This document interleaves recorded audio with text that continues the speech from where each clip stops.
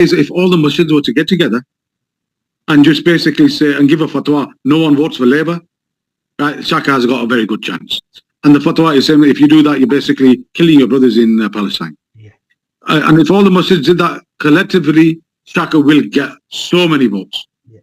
Good idea. Happen. Because I was shocked at the local elections that they got 700-800 votes. I was absolutely gobsmacked. No, are these people blind? Can they not see that our brothers Labour, you mean? Yeah, Labour votes that they got. The lost, don't get me wrong, Shaka won, but they still got 700-800 votes. Yeah, that brings. I think it was 780. I think they got. That's another question. Yeah, it's another question, Abu Bilal. Now, the masjid are not going to do this fatwa. Masjid are not going to basically go out and say don't vote Labour. The only person that I can see is Dr. Fiaz, because he was the one who put Sadia Zaman there as part of Labour. I think he's the only likable candidate that'll go out and say, look, do not vote Labour. What's your views on this, Abu Bilal?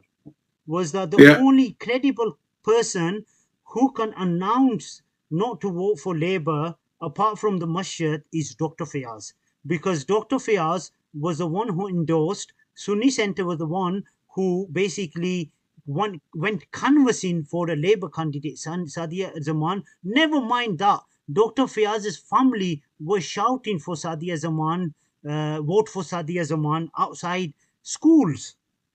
Yeah, Parkinson Lane schools. So he's the only credible person or religious figure who can vouch for not to vote for Labour. What's your views on this, Abu Bilal? Bro, the thing is, you're saying he's a credible figure. I mean, don't get me wrong, I have a lot of respect for him and his profession, and he's a lovely brother, Salam Dua I have with him. But when you say he's credible, he's not credible within the community. I have a lot of respect for him, don't get me wrong. I have a lot of time for him. If he was to sit down, we'll have a chin back, no problem. But as you're saying, he's credible, he's not credible within the community, bro. Because none of the masjids... What makes you say that? He's a doctor, he's a head of an organization. Yeah, that's fine. And but look, he's basically doing a very pioneering project that no one has done in Halifax, and that is establishing a school. Brother, he could be forward-thinking, alhamdulillah. And what he's doing is coming up leaps and bounds, and full respect and credit to him. But when he say he's a credible person and he's a respected person within the community, he isn't. No masjid endorses him. No, everyone is against him. Within the community, we're talking about all the masjids. So if you were to say that, if Dr. Fiaz was to come up and say, don't go for Labour, nobody listens to him anyway. No, they will, because it'll make a big difference, because he was supporting Labour. That's 758 people, minus 20%, which is 600 votes came out of Dr. Fiaz's campaign. Yeah, so he can be a difference between making Labour lose in a vote or making them win.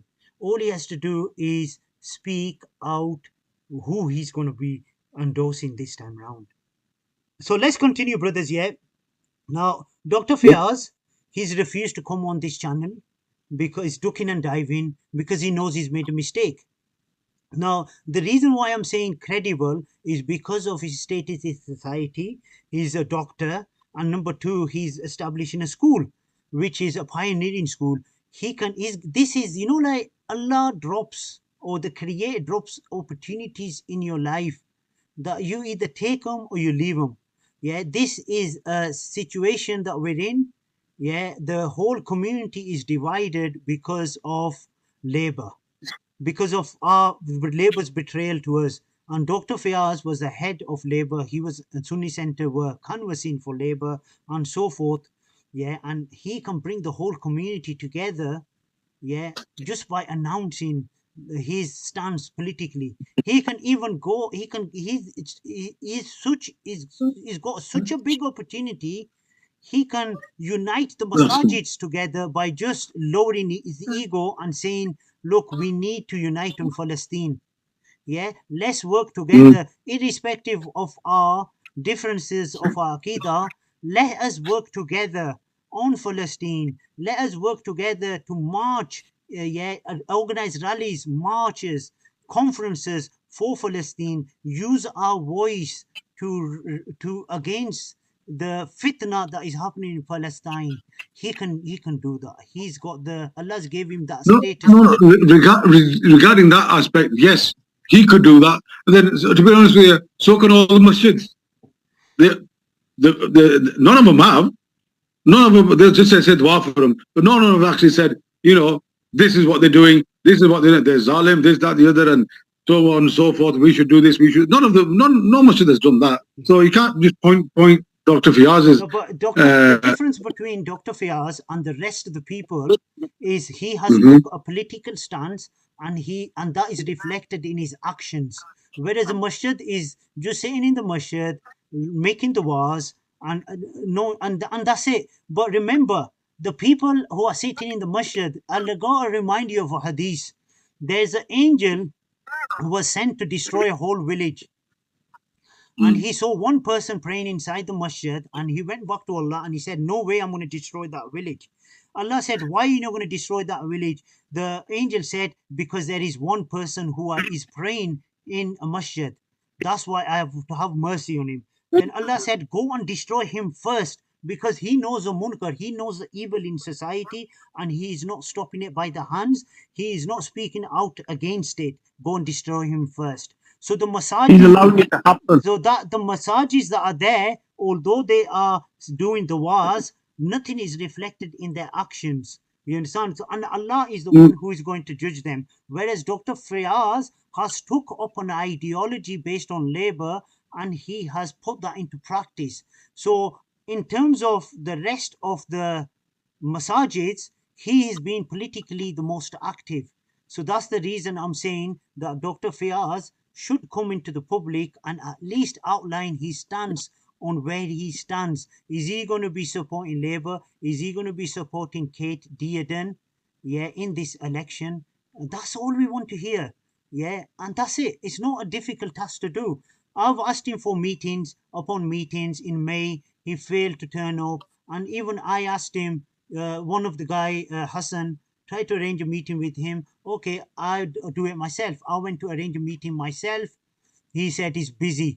And busy for what? This is more important than anything that you can think of. 45,000 people have been murdered, butchered, in Gaza. And he's a doctor. He should realize that there are over 20,000 babies that have been killed in broad daylight. Does he not have a heart? Does he not have children of his own? When he looks at those children, does he not realize that the children of Palestine are getting butchered? How does he sleep at night? By supporting labor. Does he sleep at night by knowing that the murder of babies, children, and elderly are taking place in broad daylight in Palestine? And then going openly giving chanda to the Labour Party. We don't even know if he's left yet, and whether and then sending his own troops out from the Sunni centre to canvass for Sadia Zaman. That's the question.